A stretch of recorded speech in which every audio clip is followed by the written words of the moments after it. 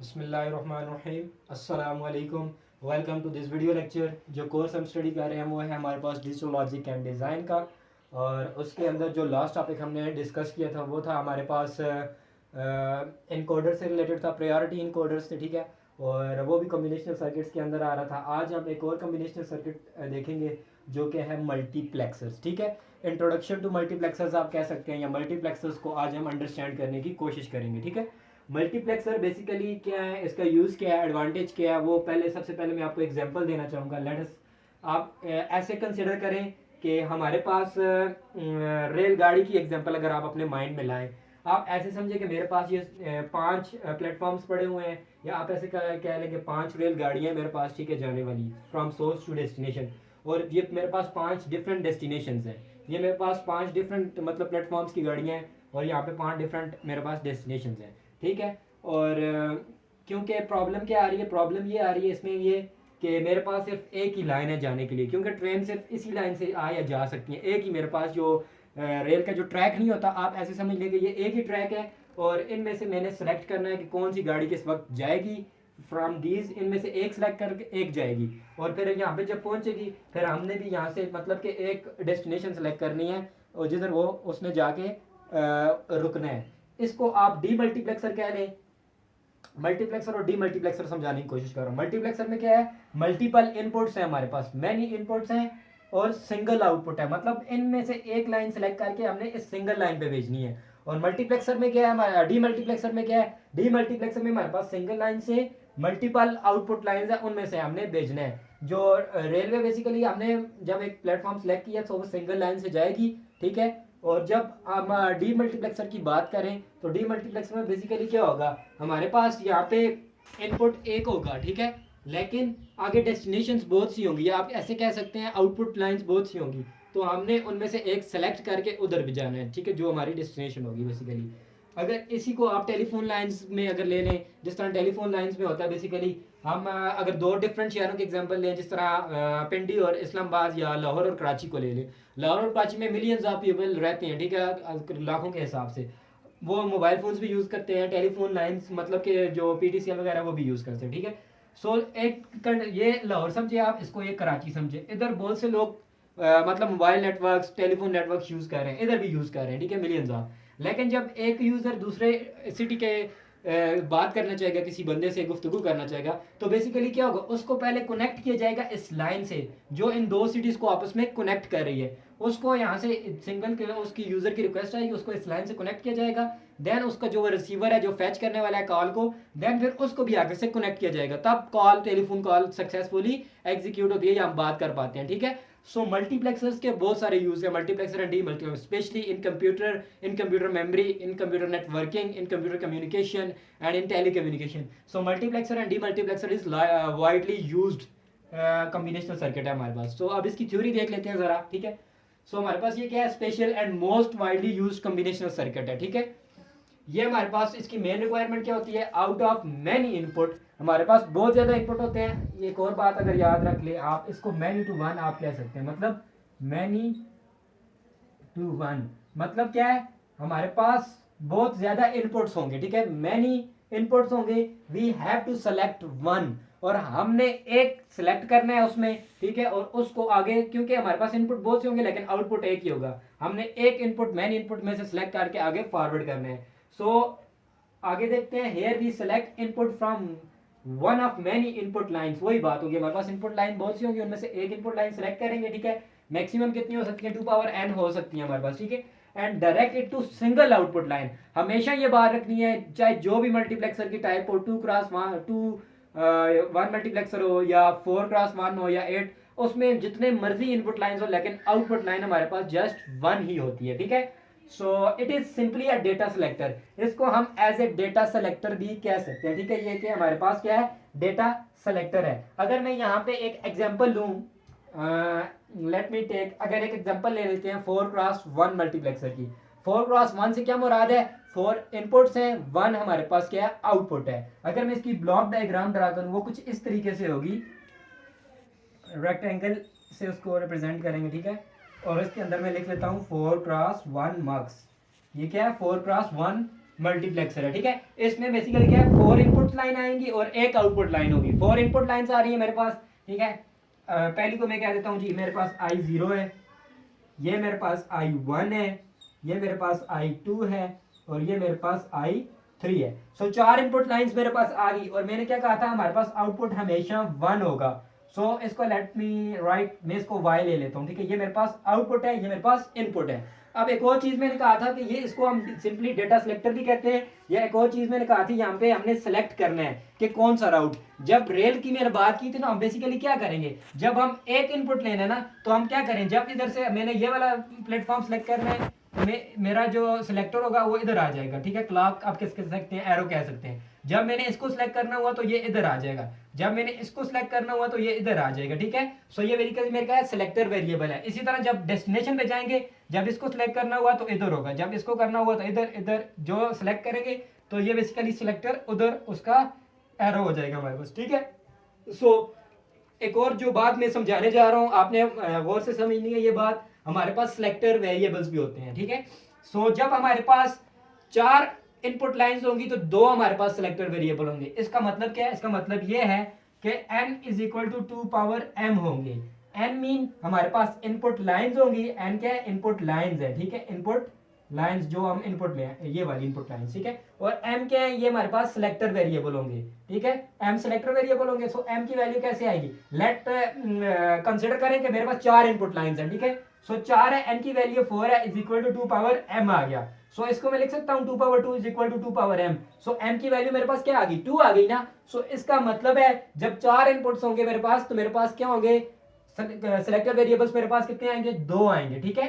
ये बात मैं समझाने की कोशिश कर रहा था। सो सिलेक्टर वेरिएबल्स 2 होंगे, ठीक है। मैं इनको ले लेता हूँ यहाँ पे S0 और S1 के नाम से, S0 हो गया, ये S1 आ गया। सो ये मेरे पास क्या आ गए, सिलेक्टर वेरिएबल आ गए, ठीक है। सिलेक्टर वेरिएबल के बाद एक और चीज आती है आगे, इनेबल। इनेबल हम किस लिए ऐड करते हैं, let me write it here, E, ठीक है। ई से मुराद होता है इनेबल। बाज कंडीशंस ऐसी होती हैं, हम चाहते हैं कि हमारा सर्किट काम ही ना करे, सो उस कंडीशन में हम इनेबल लगाते हैं साथ, क्योंकि जब इनेबल लगेगा तो जब वो ऑफ होगा तो सर्किट काम नहीं करेगा, जब इनेबल ऑन होगा तो सर्किट काम करेगा, ठीक है। सो ये बेसिकली हमारे पास क्या है, इनेबल है। ये मेरे पास सिलेक्टर वेरिएबल्स आ गए, ये मेरे पास इनपुट लाइंस आ गई और ये मेरे पास क्या आ गया, आउटपुट आ गया, ठीक है। अब क्योंकि मेरे पास 2 सिलेक्टर वेरिएबल है, अगर मैं इस चीज को रफ कर दूं यहां से, अगर आई थिंक आपको ये चीज समझ आ गई होगी, ठीक है। क्योंकि मेरे पास 2 मेरे पास वेरिएबल्स आ रहे हैं, ठीक है, selector variables S1 and S0, S1 and S0 और आउटपुट मेरे पास क्या आ रहा है, 1 आ रहा है, ठीक है।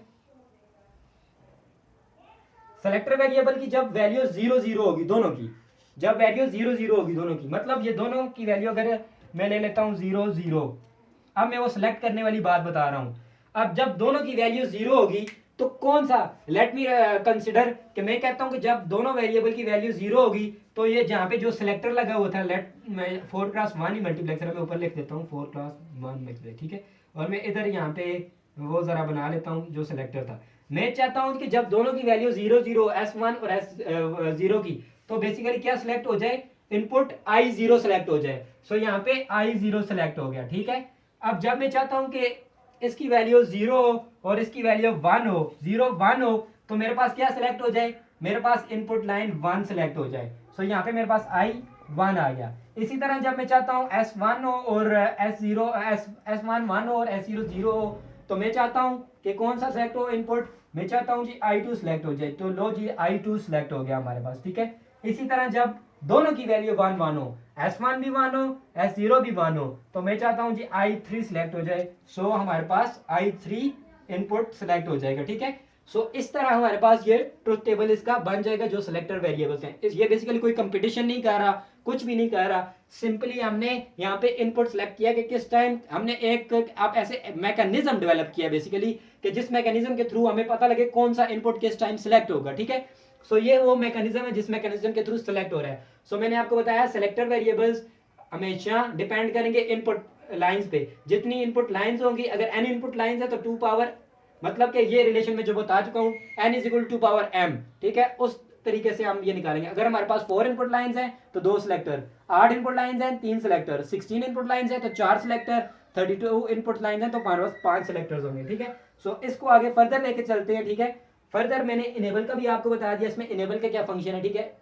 अब अगर आगे देखें तो आगे मैं आपको इस जो मैंने यहाँ पे ये बनाया है इसको मैं समझाने की कोशिश करूंगा। ये बेसिकली इसके अंदरूनी फंक्शनैलिटी इसके अंदर क्या हो रहा है।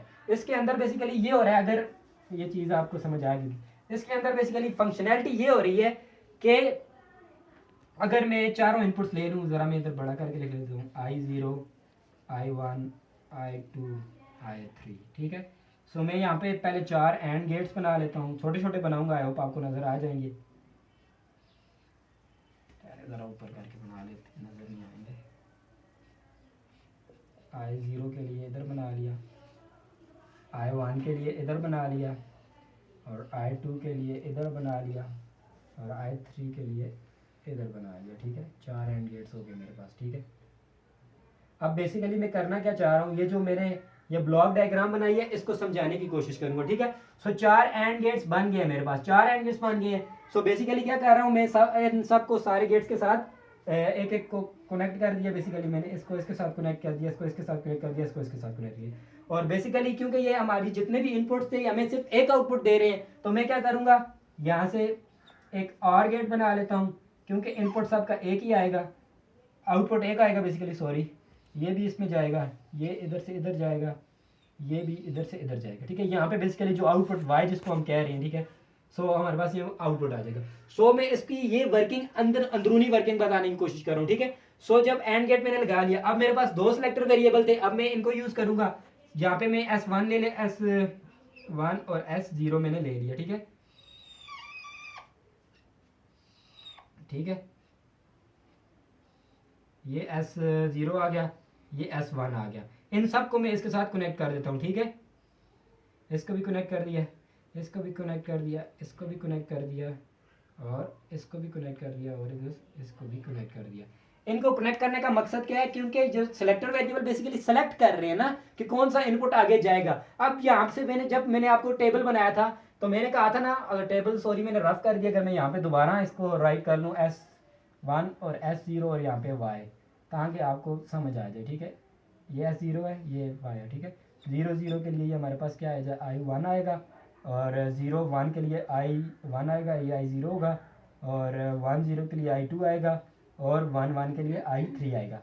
सो देखें, जब 0 0 था हम चाहते थे इनपुट I0 आगे जाए ना, इनपुट I0 आगे जाए। इनपुट I0 कैसे आगे जाएगा, जब इनपुट I0 यहाँ पे आया तो S1 और S0 की वैल्यू 0 0 थी, तो आउटपुट आगे कैसे जाएगा। मैं क्या करूंगा, मैं बेसिकली यहाँ पे क्या करूंगा, यहाँ पे मैं इन्वर्टर लगा दूंगा, बेसिकली कंप्लीमेंट आप ऐसे कह सकते हैं, ठीक है। सो इनको मैंने इन्वर्ट कर दिया। सो इनकी वैल्यू 0 0 थी, यहाँ पे जाके इसको 1 1 जाएगी। सो क्योंकि ये एंड गेट है, जब I0 की वैल्यू 1 होगी और इनकी आपस में वैल्यू 1 1 होगी, तो I0 आगे फॉरवर्ड हो जाएगा। मतलब जब S1 और S0 की वैल्यू 0 0 की, तो I0 आगे चला जाएगा, ठीक है। सो इसी तरह जब मैं आगे चाहता हूं I1 आगे जाए, यहां से I1 आगे यहां से कैसे जाएगा, I1 ऐसे जाएगा, जब S1 की वैल्यू 0 है और S0 हमारे पास 1 है, S0 तो मेरे पास 1 है, ठीक है, इसको छेड़ने की जरूरत नहीं है। लेकिन S1 मेरे पास क्या आ रहा है, 0 आ रहा है। सो बेसिकली मैं क्या करूंगा, S1 का इन्वर्टर लगाऊंगा, क्योंकि अगर 0 होगा तो एंड गेट में एक भी इनपुट 0 हो तो वो वैल्यू 0 देता है। सो बेसिकली यहां से क्या जाएगा, I1 आगे चला जाएगा, इधर से इसी तरह जब I2 में मैं आया, इधर S0 0 है, S0 मेरे पास 0 है, तो मैं इसको क्या कर लूंगा, इसका इन्वर्टर लगाऊंगा, तो यहां से मेरे पास क्या चला जाएगा, यहां से मेरे पास नेक्स्ट वो दूसरा चला जाएगा I2, ठीक है। यहां से I1, यहां से I2 चला गया। इसी तरह S, यहाँ पे वैल्यू दोनों 1 1 हो गई है, ठीक है, तो यहां से इन्वर्ट करने की जरूरत नहीं है, कंप्लीमेंट लेने की जरूरत नहीं है, तो ये वैल्यू आगे चली गई हमारे पास। जब ये वैल्यूज आगे चली गई हमारे पास, तो यहाँ पे क्या आ जाएगा, आउटपुट आ जाएगा। अब मैं आपको कोई बात इधर मजीद समझाने की कोशिश करूंगा, क्योंकि यहाँ पे जस्ट सिर्फ वो नहीं गया, I0 नहीं गया, बल्कि यहाँ पे इनपुट हमारे पास और कौन सा है, S1 I0 into S1 into S0, इन दोनों का कंप्लीमेंट लिया था, तो ये हमारे पास 3 चीजें आगे आई हैं। इसी तरह यहाँ पे हमारे पास I1 डॉट, यहाँ पे हमने किसका कंप्लीमेंट लिया है, S1 का कंप्लीमेंट लिया है, S1 कंप्लीमेंट इंटू S0 आगे गया, ठीक है। इसी तरह I2 में किसका कंप्लीमेंट हमने लिया है, ठीक है, I2 में हमारे पास क्या था जी, बेसिकली S0 हमारे पास 0 है, ठीक है। सो I2 into S1 into S0 complement, तो ये हमारे पास आगे जा रहा है। इधर हमारे पास आगे क्या है, S1 इंटू S0, ये हमारे पास आगे गया बेसिकली। अब जो चीज़ मैंने एक और आपको बताई थी, इनेबल क्या था, जब हम कभी कभी चाहते हैं कि हमारा सर्किट काम ना करे, मतलब बिल्कुल ही काम ना करे, तो उस सिचुएशन में हम इनेबल लगाते हैं। अब मैं यहाँ पे एक और लाइन ऐड कर लेता हूँ इनेबल की, ठीक है, ई से, और उसको भी सबके साथ क्या कर देते हैं, कनेक्ट कर देते हैं, ठीक है। इसके साथ भी इसका कनेक्शन है, इसके साथ भी इसका कनेक्शन है, इसके साथ भी इसका कनेक्शन है, और इसके साथ भी इसका कनेक्शन है। आई थिंक आपको समझ आ रही होगी, अगर आपको डायग्राम से नहीं भी नजर आ रही मेरी बातों की, मतलब अगर आप इसको गौर से समझ रहे हैं तो आपको समझ आ रही होगी। जब मैंने इसको इनेबल वाली सिचुएशन ऐड कर दी है ना, इनेबल की वैल्यू जब 0 होगी तो ये हमारा सर्किट बिल्कुल काम नहीं करेगा, ठीक है। जब इसकी वैल्यू 1 होगी ना तो ये same as it is working करेगा। अब अगर मैं इसका वो राइट करूं, अब ये जो चीज थी ना, ये जो मैंने ड्रॉ की है, ये बिल्कुल आप इसको यही चीज समझ लें, ये जो ब्लॉक डायग्राम है ना, इसकी इंटरनल वर्किंग मैंने आपको खोल के बताई है, ये वो जो आगे सामने काम कर रहा है, ठीक है। सो अब अगर इसकी में जो वो है इक्वेशन आ रही है, बेसिकली कैरेक्टरिस्टिक इक्वेशन आ रही है इसकी, वो अगर राइट करके आपके सामने लिखूं, इसकी कैरेक्टरिस्टिक इक्वेशन जो आ रही है, कैरेक्टरिस्टिक इक्वेशन जो आ रही है मेरे पास, ठीक है, उसको मैं राइट कर लेता हूं, ठीक है। y इज इक्वल टू मेरे पास क्या आएगा, आई नॉट भी आ रहा है, I naught into S1 complement S0 complement, ठीक है, प्लस, क्योंकि और गेट लगा हुआ है, दूसरा हमारे पास क्या आ रहा है, I1 S1 complement S0 plus I2 S1 dot S0 complement plus I3 S1 into S0। ये तो हमने लगा दिया। अब इसके साथ एक और चीज भी यहाँ पे हमने लगानी है। वो चीज क्या लगानी है, मैंने इनेबल का आपको कहा था, इनेबल लगाना जरूरी है। अगर मैं इधर बाय ई ऐड कर दूं और इसके इर्द गिर्द ब्रैकेट्स लगा दूं, तो इसका आपस में कौन सा गेट बन रहा है, एंड गेट बन रहा है ना। सो मैंने जो बात आपको बताई थी, अगर ई की वैल्यू 0 होगी तो ये हमारे पास सर्किट बिल्कुल काम नहीं करेगा, और जब ई की वैल्यू 1 होगी, मतलब इनेबल होगा सर्किट, तो वो ये as it is same working करेगा। मतलब जब इसकी वैल्यू 1 होगी तो लॉजिक सर्किट पे कोई फर्क नहीं पड़ेगा, ये वर्किंग सेम करेगा। जब इसकी वैल्यू 0 होगी तो ये बेसिकली क्या करेगा, ये सर्किट काम नहीं करेगा। सो ये बेसिकली जो अभी हमने डिस्कस किया है, बेसिकली 4x1 हमारे पास ये मल्टीप्लेक्सर था, ठीक है। So that's all from today's video. Sorry, मैं अगर आपको इसके एडवांटेजेस भी बता दूं, जो हमारे पास मल्टीप्लेक्सर्स हैं, इसके एडवांटेज क्या है, हमारी जो फील्ड है कंप्यूटर साइंस की या नेटवर्किंग की, जो कंप्यूटर साइंस की जो भी फील्ड है, उसके अंदर इसके एडवांटेजेस क्या हैं, वो 1 2 3 एडवांटेजेस हैं, वो भी हम देख लेते हैं अभी, ताकि आपको इसकी अच्छी तरह समझ आ जाए। एडवांटेजेस देख लेते हैं इसके, एडवांटेजेस।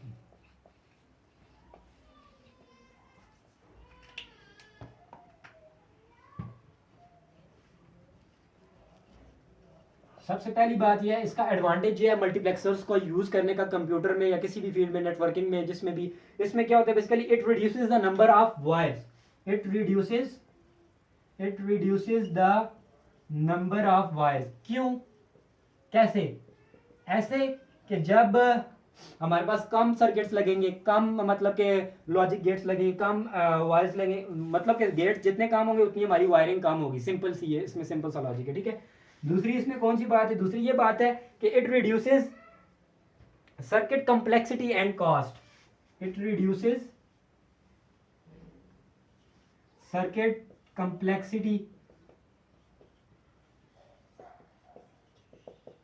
And cost. जाहिर सी बात है, इस पे कम कॉस्ट आएगी, सर्किट कॉम्प्लेक्स नहीं होगा। क्यों नहीं होगा, क्योंकि उसमें कम गेट्स लगेंगे हमें, क्योंकि मल्टीपल जो है इनपुट्स हैं उनको एक लाइन में करके भेजना है, तो जाहिर सी बात है खर्चा भी कम आएगा, इसकी कॉम्प्लेक्सिटी भी मिनिमम हो जाएगी, ठीक है। और दूसरी बात ये, हम बहुत से जो सर्किट्स हैं उनकी इम्प्लीमेंटेशन मग से करते हैं, ठीक है। Implementation of various circuits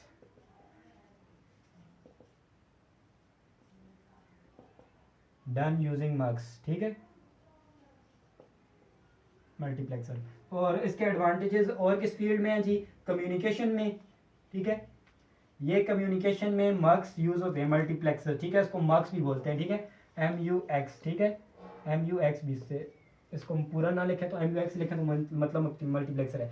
communication के अंदर बेसिकली मल्टीप्लेक्सर्स यूज होते हैं, ठीक है। उसके बाद ये टेलीफोन्स के अंदर यूज होते हैं, टेलीफोन्स के अंदर, ठीक है, टेलीफोन्स के अंदर, टेलीफोन सिस्टम कॉल्स के अंदर, ठीक है। उसके बाद हमारे जो कंप्यूटर मेमोरी है, कंप्यूटर मेमोरी के अंदर मल्टीप्लेक्सर्स यूज़ होते हैं, ठीक है।